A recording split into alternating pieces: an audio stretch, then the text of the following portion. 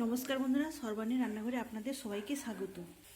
বন্ধুরা, আজকে আমি মাখা পেলার ঝামেলা ছাড়াই খুব সুন্দর একটা নাস্তা রেসিপি আপনাদের সঙ্গে শেয়ার করব। এটার ভিতরে থাকবে একদম পুরে ঠাসা, খেতে হবে দারুণ টেস্টি। বাড়িতে থাকা সমস্ত উপকরণ দিয়ে সকালের ব্রেকফাস্ট কিংবা বাচ্চার স্কুল এবং অফিস টিফিনের জন্য বানিয়ে নিতে পারবেন। হাতে সময় কম থাকলে ঝটপট তৈরি করা যাবে। ছোট বড় সবারই ভীষণ পছন্দ হবে। একবার বানালে বারবার বানিয়ে খাওয়ার ইচ্ছা হবে। তাহলে চলুন আর দেরি না করে রেসিপিতে যাওয়া যাক। রেসিপিটা তৈরি করার জন্য এখানে আমি 1 হাতা আটা আর 1 হাতা ময়দা নিয়েছি। এখন দিয়ে দিলাম পরিমাণ মতো লবণ। লবণটা দিয়ে মিশিয়ে নেব। তবে বন্ধুরা, আপনারা চাইলে শুধু আটা কিংবা শুধু ময়দা দিয়েও বানাতে পারেন। এখন অল্প অল্প জল দিয়ে একটা ব্যাটার বানিয়ে নেব। এখানে দেখুন বন্ধুরা, অল্প অল্প জল দিয়ে আমি একটা পাতলা ব্যাটার বানিয়ে নিয়েছি। আর এখানে ব্যাটারের ঘনত্বটা দেখুন, খুব বেশি পাতলা আবার খুব বেশি ঘন নয়, মিডিয়াম ঘনত্বের ব্যাটারটা রেডি করেছি। এখন এটাকে ঢেকে একপাশে সরিয়ে রাখবো। সেই ফাঁকে একটা পুর বানিয়ে নেব। পুর তৈরি করার জন্য এখানে আমি গ্যাস অন করে একটা কড়াই বসিয়ে দিয়েছি।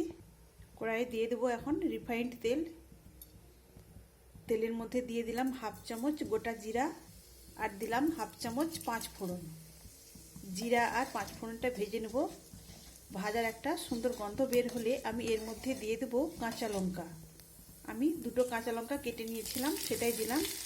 আর দেব একটা বড় সাইজের কুচানো পেঁয়াজ। ফোড়নের সঙ্গে পেঁয়াজ আর কাঁচা লঙ্কাটাকে ভেজে নেব। খুব বেশি লাল করে ভাজবো না। এখন আমি দিলাম একটা মিডিয়াম সাইজের টমেটো। অল্প একটু নুন দিলাম যাতে এই টমেটোটা তাড়াতাড়ি নরম হয়ে যায়। কিছুক্ষণ নাড়াচাড়া করে নেওয়ার ফলে দেখুন টমেটোটাও খুব সুন্দরভাবে নরম হয়ে গেছে। এখন আমি দিলাম 1 চা চামচ আদা রসুনের পেস্ট। দিলাম অল্প একটু হলুদের গুঁড়ো। ঝালের জন্য দিলাম সামান্য লঙ্কার গুঁড়ো। এখন সব কিছু আমি নাড়াচাড়া করে সুন্দরভাবে কষিয়ে নেব। আদা আর রসুনের কাঁচা গন্ধ চলে যাওয়া পর্যন্ত আমি এইভাবে কষাতে থাকব। যাতে মশলাটা পুড়ে না যায় তাই অল্প একটু জল দিলাম। জলটা দেওয়ার পর আমি আবারও একটু নাড়াচাড়া করে মশলাটাকে কষিয়ে নেব। এখানে নাড়াচাড়া করে নেওয়ার ফলে আদা রসুনের কাঁচা গন্ধটাও চলে গেছে। এখন আমি এর মধ্যে দেওয়ার জন্য নিয়েছি 1 বাটি গাজর। গাজরটাকে আমি গ্রেটারে গ্রেট করে নিয়েছি। আর নিয়েছি এখানে বিটটাকেও আমি গ্রেটারে গ্রেট করে নিয়েছি। এখন গাজর আর বিটটাকে আমি মশলার সঙ্গে ভালো করে ভেজে নেব। বিট আর গাজরের পরিমাপ অনুযায়ী আমি দিয়ে দিলাম লবণ।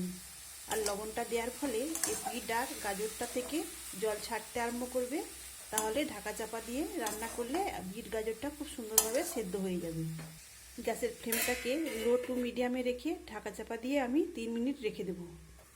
মিনিট পরে ঢাকা চাপাটা খুলে নিয়েছি। এখন এই সবজিগুলোকে আমি আরেকটু নাড়াচাড়া করে নিয়ে আবারও ঢেকে দেবো 2 মিনিটের জন্য। 2 মিনিট পরে আবারও ঢাকা চাপাটা খুলে নিয়েছি। আর এখানে বিট গাজরটা খুব সুন্দরভাবে সেদ্ধ হয়ে গেছে। এখন আমি এর মধ্যে দিয়ে দিলাম 1 মুঠো সেদ্ধ করা মটরশুঁটি। আর নিয়েছি একটা বড় সাইজের আলু সেদ্ধ। সেদ্ধ আলুটা দেওয়ার জন্য আবারও দিয়ে দিলাম একটু লবণ। দিয়ে দিলাম 1 চামচ ভাজা জিরা গুঁড়ো। সব কিছু এখন আমি আবারও নেড়ে মিশিয়ে নেব। সবশেষে দেবো অল্প একটু গরম মশলা আর দিলাম ধনেপাতা কুচি।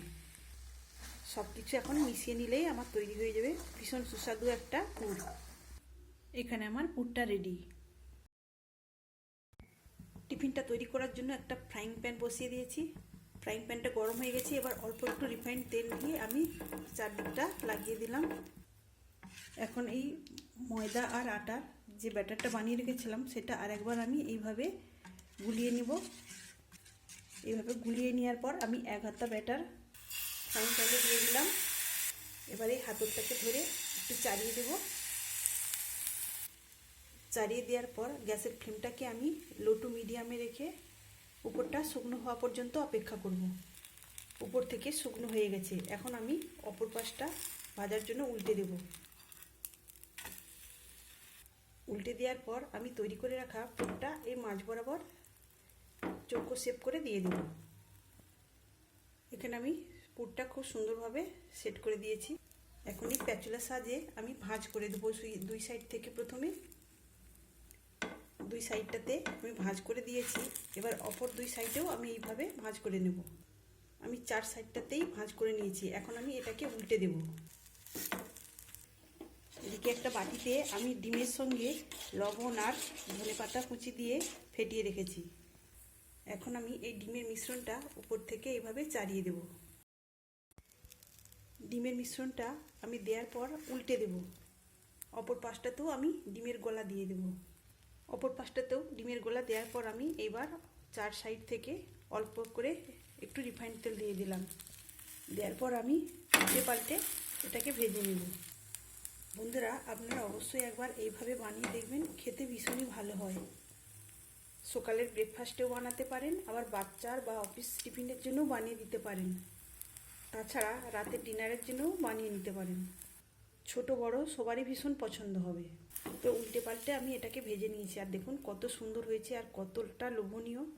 এটা আমার ভাজা হয়ে গেছে। তাহলে বন্ধুরা দেখতেই পেলেন কত সহজে এত সুন্দর একটা টিফিন বানানো হয়ে গেল। একই রকমভাবে আমি আবারও একটা তৈরি করে নেব।